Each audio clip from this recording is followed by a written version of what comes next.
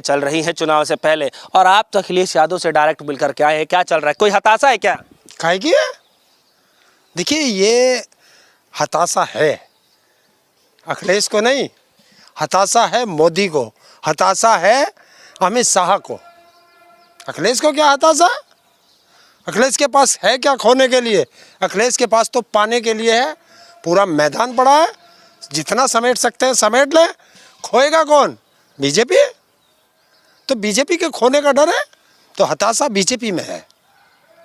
और मैं कल मिल के आया, शायद इतना खुशदिल इंसान, इतना हंसमुख इंसान राजनीति में तो बड़े मुश्किल से मिलता है। आप डर गए इसीलिए जो है आए नहीं है सीबीआई के? कौन डर गए?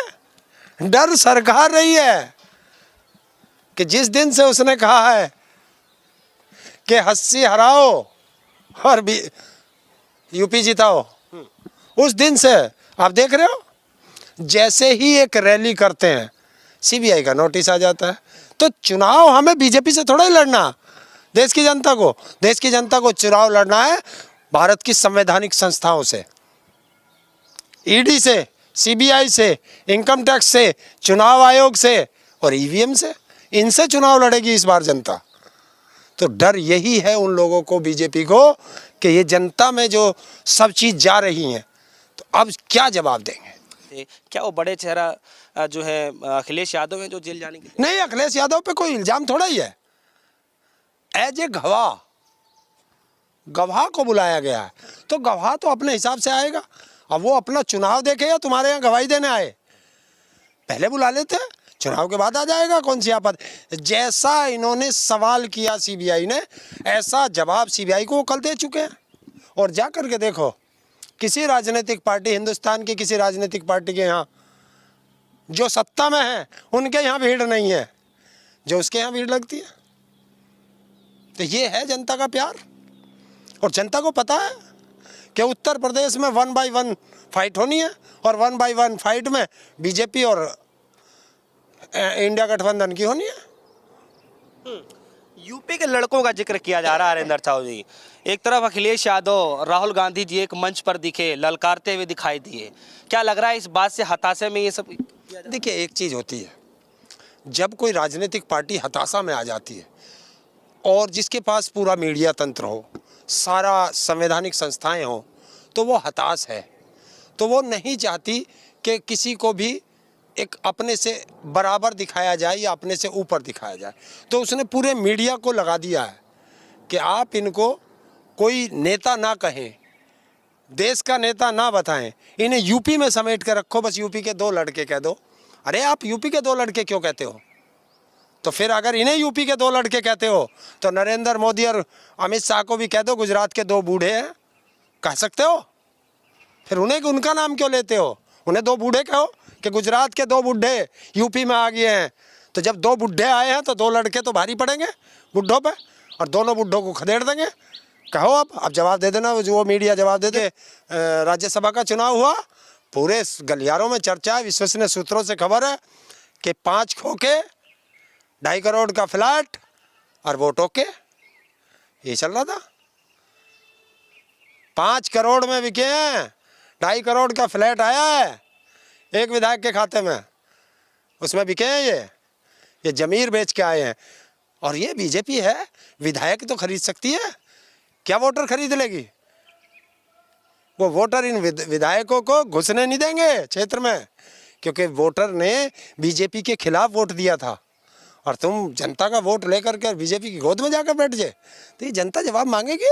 अखिलेश यादव का जो मामला है हरिंदर ताऊ जी, आप तो खैर मिलकर के आ रहे हैं, काफी पुराना बताया जाता है, और लोकसभा का चुनाव अब देखिए, लिस्ट भी जारी होने वाली है, अब क्यों याद आ रहे हैं अखिलेश यादव? बस देखिए, सवाल भी आपका आ गया, जवाब भी आपका आ गया, जनता ने देख लिया।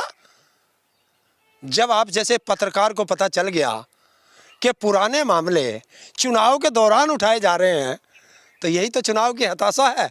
और क्या है? ये है चुनाव का डर, इसलिए उठाए जा रहे हैं। okay. अगर अखिलेश यादव मान के चलिए कि जेल ही चले जाते, नहीं जा सकते, नहीं जा सकते। अगर चल ही गए नहीं तो जा सकते, कैसे भेज दोगे? गवाह को जेल भेजोगे? मुलजिम को सिर पर बैठाओगे? ये भी तो जनता पूछेगी। 3 तारीख को जो है पटना के अंदर बड़ी एक जनसभा होने वाली है, जो है तेजस्वी यादव जी के उसमें नेतृत्व में, उसमें बताया जा रहा है कि काफ़ी भारी संख्या में लोग आएंगे और मोदी जी का फिर कल हो जाएगा। देखिए, तो ये इसके पीछे की क्या वजह? नहीं नहीं नहीं, ये नहीं है।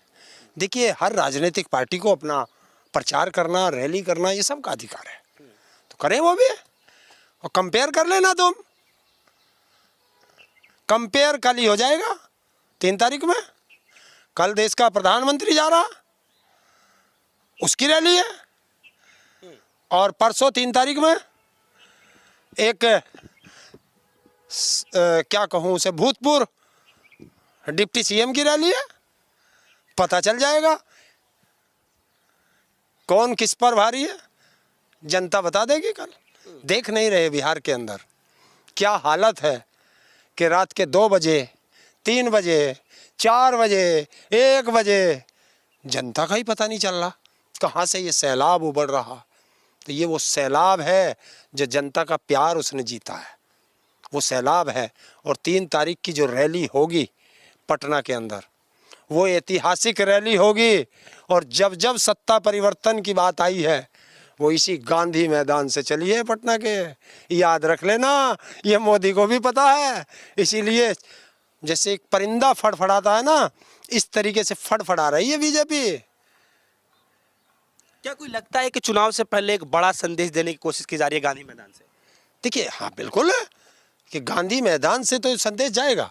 हमेशा बिहार ने एक संदेश दिया है देश को, और वही संदेश 3 तारीख को गांधी मैदान से चलेगा कि देश की फिजा बदल रही है, हवा बदल रही है, तैयार रहो, 2024 में सत्ता बदल रही है। देखिए, डर लगता है, चाणक्य है वहाँ, असली चाणक्य हिमाचल पहुँच गया था, उसने बचा दी, बाजी पलट दी। तो इसे कहते हैं चाणक्य। और बीजेपी के पास चाणक्य नहीं है। तुम अमित शाह को चाणक्य कहते हो, वो चाणक्य नहीं है, वो जुगाड़ू। वो तो जुगाड़ करता है, तेरे तोड़ लिए, मेरे तोड़ लिए, ले भैया जुगाड़ कर दिया। और यूपी की जब बात हो तो 2 अपने आप में ब्रांड एम्बेसडर, प्रधानमंत्री मोदी जी बनारस से, और जो है सोचिए ये कि उत्तर प्रदेश में योगी आदित्यनाथ का एक अपना फेस वैल्यू है, एक अपना वोट बैंक है, और राम मंदिर का मुद्दा अलग से। आप ये समझिए कि क्या इन तमाम मुद्दों के बावजूद भी आपको लगता है कि अखिलेश यादव की वो जो फॉर्मूला चला रहे हैं पीडीए करके, और राहुल गांधी जी अपनी जो है सभाओं में लगातार जिक्र करते रहे हैं कि जातिगत जनगणना को लेकर के, क्या ये सब चीज़ें जो है भारी पड़ पाएगी? क्यों नहीं पड़ेंगे? देखिए, अगर आप चर्चित चेहरा हैं तो वो आप हैं, जनता को क्या फ़ायदा उसका? आपकी फेस वैल्यू है, वो आपके लिए है। जनता को क्या मिलेगा? आपकी फेस वैल्यू से रोजगार मिलेगा, आपकी फेस वैल्यू से किसान को एमएसपी मिलेगी, आपकी फेस वैल्यू से महिलाओं को सम्मान मिलेगा, आपकी फेस वैल्यू से महंगाई कम होगी, आपकी फेस वैल्यू से काला धन वापस आएगा। आपकी फेस वैल्यू का करना क्या? चाटना है उसे रख के, या फ्रेम में जड़ना है? उससे सब चीज़ दूर हो जाएगी। महंगाई, बेरोजगारी, शिक्षा, स्वास्थ्य, किसानों के मुद्दे, महिलाओं के मुद्दे, बेरोजगारी के मुद्दे, और युवाओं की रोजगार के मुद्दे, पेंशन का, ओल्ड पेंशन का मुद्दा, ये क्या कम हो सकते हैं फेस वैल्यू से? फेस वैल्यू से कुछ नहीं होता। कि एक तरफ अखिलेश यादव लगातार जो है लिस्ट पे लिस्ट जारी किए जा रहे हैं, और इधर कांग्रेस पार्टी जो है 2 बड़ी सीटें जो अहम सीटें माने जाती है, अमेठी और रायबरेली, अभी तक उस पर ही क्लियर नहीं हो पा रहा। तो लगता है कि लंबा गठबंधन चल पाएगा या कुछ? देखा, आ गए ना, वहीं ला रहे हैं मुझे, बीजेपी की पिच पे ला रहे हो आप। यूपी में इंडिया गठबंधन ने कितनी सीटें फाइनल कर दी? बीजेपी की एक ही बता दो, या उनके गठबंधन नहीं है? वहाँ तो 40 लोगों का गठबंधन है, अली बाबा 40 चोर। अब इंडिया में लठ नहीं बजेगा, अब तो मोदी की पार्टी में लठ बजेगा। वहाँ देख, कितने दिन से मुझे ऐसा लगा 9-10 महीने हो लिए, एक व्यक्ति तो अभी बार बार डेट ही देता रह गया, मैं भी मंत्री बनूंगा, फला तारीख को बनूंगा, फला तारीख को बनूंगा। 2 और लाइन में लग गए, 3 और लाइन में लग गए, अभी तो कोई मंत्री भी ना बन पा रहा। तो सीट तो तब मिलेगी, कैसे होगा? अभी तो डंडा बजेगा, देखते रहना। एनडीए में डंडा बजेगा, एनडीए में घमासान बजेगा कि जिस जिस विधायक को तुमने तोड़ा है वो उसे क्षेत्र में नहीं घुसने दे रही। अब विधायकों का क्या हाल कर दिया कि जैसे धोबी का कुत्ता, न घर का न घाट का। अखिलेश यादव को लेकर के लगातार खबरें ये चल रही हैं कि क्या अखिलेश यादव जेल चले जाएंगे। देखिए वहाँ कुछ नहीं है, वहाँ खबर एक चल रही है कि अगर हमारी सरकार बनेगी तो किसानों को एमएसपी मिलेगी, एमएसपी में गारंटी का कानून मिलेगा। अगर हम, ये मैं अपनी नहीं कह रहा, जो उनकी बात बता रहा हूँ, कभी मेरे पे कहने लगो कि मेरी सरकार।